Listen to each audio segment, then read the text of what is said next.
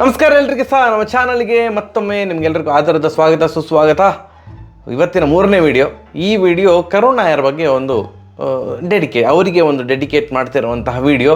ಅದಕ್ಕಿಂತ ಮೊದಲು ನಮ್ಮ ಕರ್ನಾಟಕ ತಂಡಕ್ಕೆ ಹಾರ್ಟಿ ಕಂಗ್ರ್ಯಾಚುಲೇಷನ್ಸ್. 5ನೇ ಬಾರಿಗೆ ವಿಜಯ್ ಹಜಾರೆ ಟ್ರೋಫಿಯನ್ನು ಕರ್ನಾಟಕ ತಂಡ ಗೆದ್ದಿದೆ, ಚಾಂಪಿಯನ್ ಆಗಿದೆ. ಆ್ಯಂಡ್ ಕರ್ನಾಟಕ ಯಾವಾಗೆಲ್ಲ ವಿಜಯ್ ಹಜಾರೆ ಟ್ರೋಫಿಯ ಫೈನಲ್ಗೆ ತೇರ್ಗಡೆ ಆಗಿದೆ ಅಲ್ಲಿ ಸೋತು ವಾಪಸ್ ಬಂದದ್ದೇ ಇಲ್ಲ, ಗೆದ್ದು ಕಪ್ಪು ಹೊಡ್ಕೊಂಡೇ ಬಂದಿದ್ದಾರೆ.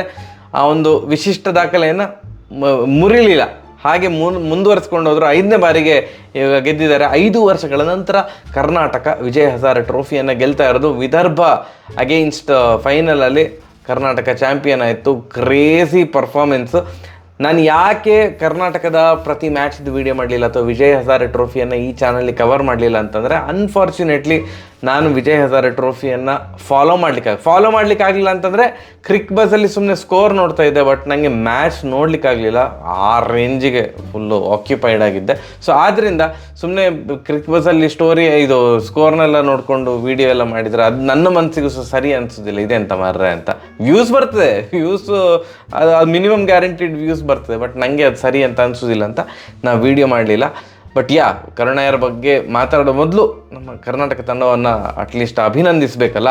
ಕರುಣ್ ನಾಯರ್ ಬಗ್ಗೆ ಎಂಥ ವಿಡಿಯೋ ಇದು ಅಂತಂದರೆ, ಕರುಣ್ ನಾಯರ್ ಇನ್ನೆಷ್ಟು ರನ್ ಪೇರಿಸಬೇಕಿತ್ತು ನಮ್ಮ ಇಂಡಿಯನ್ ತಂಡಕ್ಕೆ ಸೆಲೆಕ್ಟ್ ಆಗಲಿಕ್ಕೆ ಅಂತ.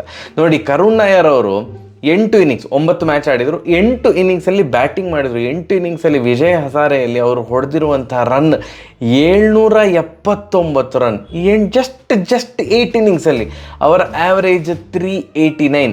ಫೈನಲಲ್ಲಿ ಅವರು ಔಟ್ ಆಗುವ ಮೊದಲು 7 ಇನ್ನಿಂಗ್ಸಲ್ಲಿ 752 ರನ್ ಹೊಡೆದಿದ್ರು. ಅವರ ಆ್ಯಾವರೇಜ್ 752 ಇತ್ತು. ಯಾಕಂತಂದರೆ ಎಲ್ಲ ಮ್ಯಾಚಲ್ಲಿ ಸಹ ನಾಟ್ ಔಟ್ ಆಗಿದ್ರು ಅವರು.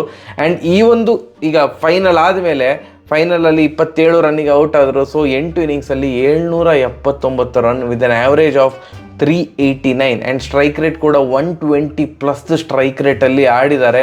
ಆ 8 ಇನ್ನಿಂಗ್ಸಲ್ಲಿ 500 ಓ ಮೈ ಗಾಡ್, 500 ಒಂದು ಅರ್ಧ ಶತಕ.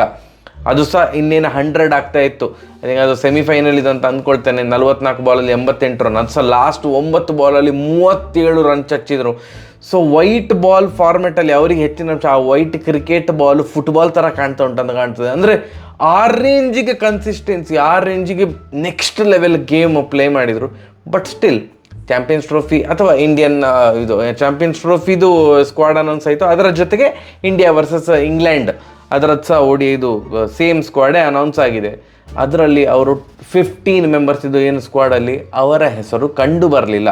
ಎಲ್ಲರೂ ಸಹ ಏನು ಎಕ್ಸ್ಪೆಕ್ಟ್ ಮಾಡಿದ್ದು, ಎಸ್ಪೆಷಲಿ ಸಚಿನ್ ತೆಂಡೂಲ್ಕರ್ ಸರ್ ಅವರು ಟ್ವೀಟ್ ಮಾಡಿದ ಮೇಲೆ ಅಂತೂ, ಕರುಣ್ ನಾಯರ್ ಬಗ್ಗೆ ಟ್ವೀಟ್ ಮಾಡಿದ ಮೇಲಂತೂ ಖಂಡಿತ ಸೆಲೆಕ್ಟ್ ಆಗೇ ಆಗ್ತಾರೆ ಅಂತ ಇತ್ತು. ಪ್ಲೇಯಿಂಗ್ 11ಅಲ್ಲಿ ಚಾನ್ಸ್ ಸಿಗ್ತದಾ ಅದು ಬಿಟ್ಟಕ್ಕೆ ಅಟ್ಲೀಸ್ಟ್ ಸ್ಕ್ವಾಡಲ್ಲಿ ಟಾಪ್ 15 ಸ್ಕ್ವಾಡಲ್ಲಿ ಕರುಣ್ ನಾಯರ್ ಅವರ ಹೆಸರು ಬರ್ತದೆ ಅಂತ ಅಂದ್ಕೊಂಡೋದು. ಬಟ್ ಬರಲಿಲ್ಲ. ಇನ್ನೆಂತ ಮಾಡ್ಬೇಕು? ಸುಮಾರು ಜನ ಹೇಳ್ಬೋದು, ಕಮಾನ್ ಬ್ರೋ, ಅಲ್ಲಿ ಜಾಗ ಇಲ್ಲ, ಯಾರ ಬದಲಿಗೆ ಅಂತ ಸೆಲೆಕ್ಟ್ ಮಾಡೋದು, ಏನು ಅಂತ ಸೆಲೆಕ್ಟ್ ಮಾಡೋದು ಅಂತ. ನನ್ನ ಒಂದು ವಾದ ಅಥವಾ ನನ್ನ ಒಂದು ಪಾಯಿಂಟ್ ಏನು ಅಂತಂದರೆ, ರೋಹಿತ್ ಶರ್ಮಾ ಅವ್ರನ್ನ ಕ್ಯಾಪ್ಟನ್ ಅಂತ ಅನೌನ್ಸ್ ಮಾಡಿ ಆಗಿದೆ. ಆ್ಯಂಡ್ ಶುಭ್ಮನ್ ಗಿಲ್ ಅವ್ರನ್ನ ವೈಸ್ ಕ್ಯಾಪ್ಟನ್ ಅಂತ ಅನೌನ್ಸ್ ಮಾಡಿ ಆಗಿದೆ. ಸೊ ಅವರಿಬ್ಬರು ಸಹ ಇಡೀ ಟೂರ್ನಮೆಂಟ್ ಆಡ್ತಾರೆ. ವೈಸ್ ಕ್ಯಾಪ್ಟನ್ ಹಾಗೆ ತೆಗೆದು ಬೆಂಚಲ್ಲಿ ಕೂರಿಸ್ಲಿಕ್ಕಾಗ್ತದ, ಕ್ಯಾಪ್ಟನ್ ಹಾಗೆ ತೆಗೆದು ಬೆಂಚಲ್ಲಿ ಕೂರಿಸ್ಲಿಕ್ಕಾಗ್ತದ? ಇಲ್ಲ. ಆ್ಯಂಡ್ ಇಬ್ಬರು ಸಹ ಇಂಜುರಿ ಆಗೋದಿಲ್ಲ ಅಂತ ಅಂದ್ಕೊಂಡಿದ್ದೇನೆ.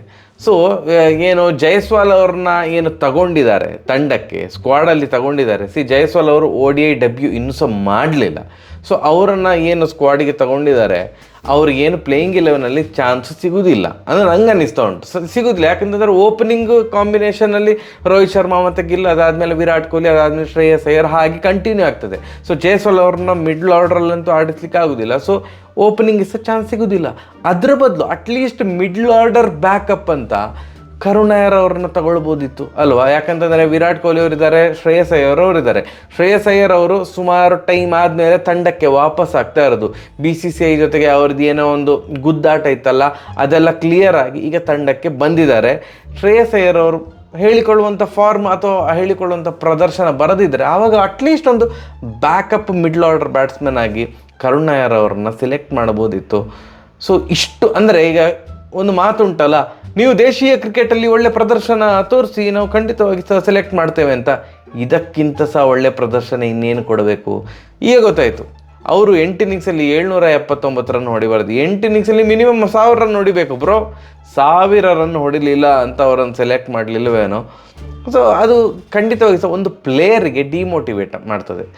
First of all Karun Nair ಅವರು ಕಳೆದ ಒಂದು ದಶಕ ಅಂತ ನಾವು ಕನ್ಸಿಡರ್ ಮಾಡೋದು, ಲಾಸ್ಟ್ 10 ಇಯರ್ಸಲ್ಲಿ ಭಾರತದ ಕ್ರಿಕೆಟ್ ಆಟಗಾರ ತ್ರಿಶತಕ ಬಾರಿಸಿದ್ದು, 300 ಬಾರಿಸಿದ್ದು ಒಂದು ಇನ್ನಿಂಗ್ಸಲ್ಲಿ, ಟೆಸ್ಟ್ ಇನ್ನಿಂಗ್ಸಲ್ಲಿ. I think maybe Karun Nair ಮಾತ್ರ ಅಂತ ಅಂದ್ಕೊಳ್ತೇನೆ ಲಾಸ್ಟ್ ಒಂದು ಡಿಕೇಡ್ ಅಂತ ನೋಡಿದರೆ. ಸೊ ಅವರು ಇಂಗ್ಲೆಂಡ್ ಮೇಲೆ 300 ಹೊಡೆದಿದ್ರು ಒಂದು ಟೆಸ್ಟ್ ಮ್ಯಾಚಲ್ಲಿ. ಅದಾದಮೇಲೆ 3 ಟೆಸ್ಟ್ ಮ್ಯಾಚ್ ಆಡಿದ್ರು ಅಂತ ಅಂದ್ಕೊಳ್ತೇನೆ. ಅದಾದಮೇಲೆ ಆಲ್ ಆಫ್ ಅ ಸಡನ್ ಅವ್ರನ್ನ ಟೆಸ್ಟಿಂದ ಡ್ರಾಪ್ ಮಾಡಿ ಹಾಕಿದರು, ಅಥವಾ ಒಂದು ಸುಮ್ಮನೆ ಡ್ರಾಪ್ ಮಾಡಿ ವಾಪಸ್ ಬೇರೆ ಯಾವುದಾದ್ರು ಸೀರೀಸಿಗೆ ಸೆಲೆಕ್ಟ್. ಯಾವ ಸೀರೀಸಿಗೆ ಸಹ ಅವರನ್ನು ಸೆಲೆಕ್ಟೇ ಮಾಡಲಿಲ್ಲ. ಕಾರಣ ಗೊತ್ತಿಲ್ಲ. ಅದಾದಮೇಲೆ ಪಾಪ 2022ರಲ್ಲಿ ಅವರೊಂದು ಟ್ವೀಟ್ ಮಾಡಿದರು, dear cricket give me one more chance ಅಂತ.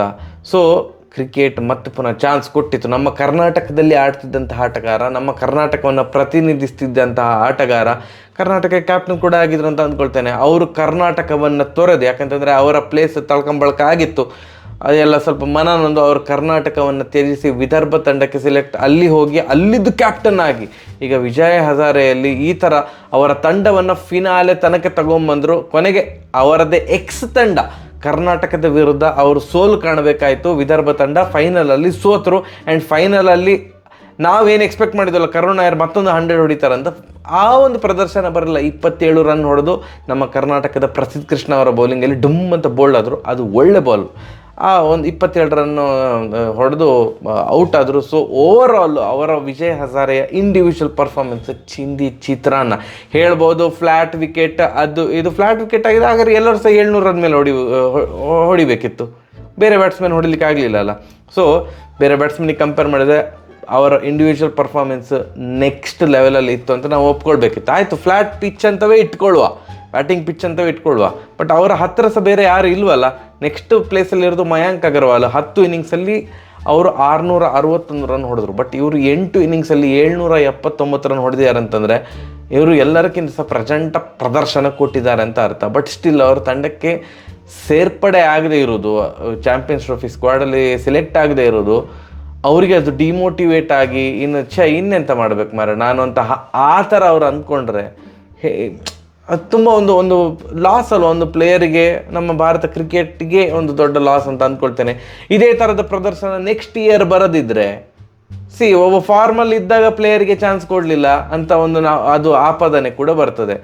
ಹೋಪ್ಫುಲಿ ನೆಕ್ಸ್ಟ್ ಕಮಿಂಗ್ ಇಯರ್ಸ್ ಕೂಡ ಅವರು ಅದೇ ಪ್ರದರ್ಶನ ಕೊಟ್ಟು ಇನ್ನೊಂದು ಸಲ ಭಾರತ ತಂಡಕ್ಕೆ ವಾಪಸ್ ಆಗಲಿ ಅನ್ನೋದು ನಮ್ಮೆಲ್ಲರ ಆಶಯ. ಅವರನ್ನು ಯಾವುದೋ ಒಂದು ಜಿಂಬಾಬ್ವೆ ಸೀರೀಸಿಗೆ ಸೆಲೆಕ್ಟ್ ಮಾಡ್ತಾರೆ, ಎಲ್ಲ ಕೀ ಪ್ಲೇಯರ್ಸಿಗೆಲ್ಲ ರೆಸ್ಟ್ ಕೊಟ್ಟು. ಆ ಥರ ಇದು ಬೇಡ, ಆ ಥರ ಚಾನ್ಸ್ ಸಿಗೋದು ಬೇಡ.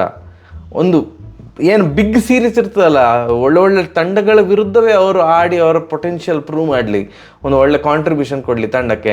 ಯಾವುದೋ ಜಿಂಬಾಬ್ವೆದು ಐರ್ಲ್ಯಾಂಡ್ ಸೀರೀಸಿಗೆ 2 ಮ್ಯಾಚ್ ಸೀರೀಸು 3 ಮ್ಯಾಚ್ ಸೀರೀಸಿಗೆ ಅಲ್ಲಿ ಕರ್ಕೊಂಡೋಗಿ ಅಲ್ಲಿ 2 ಮ್ಯಾಚ್ ಬೆಂಚಲ್ಲಿ ಕೂರಿಸಿ ಯಾವುದೋ ಒಂದು ಮ್ಯಾಚಲ್ಲಿ ಆಡಿಸಿ ನಾವು ಚಾನ್ಸ್ ಕೊಟ್ಟಿದ್ದೇವೆ ಅಂತ ಆ ಥರ ಆಗದಿರಲಿ ಅನ್ನೋದು ನಮ್ಮೆಲ್ಲರ ಹಾರೈಕೆ. ಕಂಗ್ರ್ಯಾಚುಲೇಷನ್ಸ್ ಕರುಣ್ ನಾಯರ್ ಅವರೇ, ಕ್ರಿಕೆಟ್ ನಿಮಗೆ ಒಂದು ಚಾನ್ಸ್ ಕೊಟ್ಟಿತ್ತು, ನೀವು ಅದನ್ನು ಪ್ರೂವ್ ಮಾಡಿದರೆ. ಐ ಹೋಪ್ ಸೂನ್ ಭಾರತ ತಂಡಕ್ಕೆ ಅಥವಾ ಭಾರತದ ಪರವಾಗಿ ಆಡುವಂತಹ ಚಾನ್ಸ್ ಸಿಗಲಿ ಅವರಿಗೆ ಅಂತ ನಾವೆಲ್ಲರೂ ಸಹ ಆಶಿಸೋಣ. ಎಸ್, ಸರಿಯಾಗಿರೋ ಬರುವ. And once again congratulations to ನಮ್ಮ ಕರ್ನಾಟಕ ತಂಡ. ನಮಸ್ಕಾರ.